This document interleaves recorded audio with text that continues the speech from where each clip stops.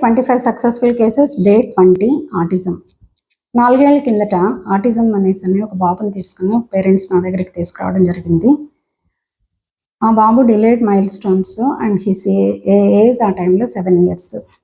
Delayed milestones, delayed speech అన్నీ కూడాను చాలా డిలేడ్గా ఉన్నాయి. కొంత స్పీచ్ థెరపీ ఇచ్చిన తర్వాత కాస్త పర్వాలేదు, కానీ ఏ స్కూల్లో కూడా ఈ బాబుని జాయిన్ చేసుకోవట్లేదు, చాలా ఇబ్బందికరంగా ఉంది. సరే, ఇంట్లోనే మేము చాలా కష్టపడి నేర్పిస్తున్నప్పటికీ ఈ బాబుకి రాయడం కూడా, అంటే చిన్న చిన్న పదాలు నేర్పించినా కూడాను, వాళ్ళ బ్రదర్తో కూర్చోబెట్టి నేర్పించినా కూడాను ఏమాత్రం అర్థం చేసుకోవట్లేదు. సో దీన్ని వాళ్ళ డాక్టర్ దగ్గర చూపించినప్పుడు ఇది డిస్లెక్సియా కూడాను, అంటే డిఫికల్టీ ఇన్ రైటింగ్. సో ఇలాగున్నది, హోమియోలో ఏమైనా జరుగుతుందా అని నా దగ్గర తీసుకొచ్చారు.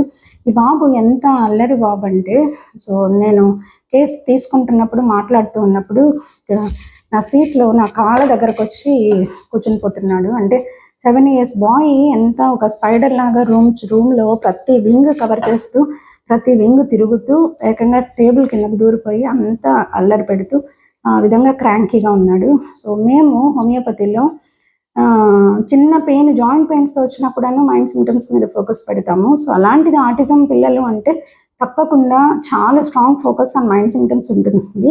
సో తల్లిదండ్రుల హిస్టరీ ఏంటి, పాత హిస్టరీ ఏంటి, జెనెటిక్ ఏంటి, ప్రెగ్నెన్సీ హిస్టరీ ఏంటి, చైల్డ్ బర్త్ హిస్టరీ ఏంటి, సో ఆ బాబు ఏమన్నా చిన్న ఇంజరీస్ ఏమన్నా అయ్యాయా, ఏదన్నా చిన్న ఏమన్నా ఇంజెక్షన్స్ వల్ల ఏమన్నా ఇబ్బంది పడ్డాడా, ఏదైనా ఫియర్కి గురయ్యాడు, ఇలాగా చాలా వైడ్ కేస్ టేకింగ్ అనేది ఉంటుంది. సో ఇలా తీసుకుని మెడిసిన్ పెట్టిన తర్వాత ఈ పిల్లల్ని నార్మల్గా చేయడం అనేది ఎవరి తరము కాదు.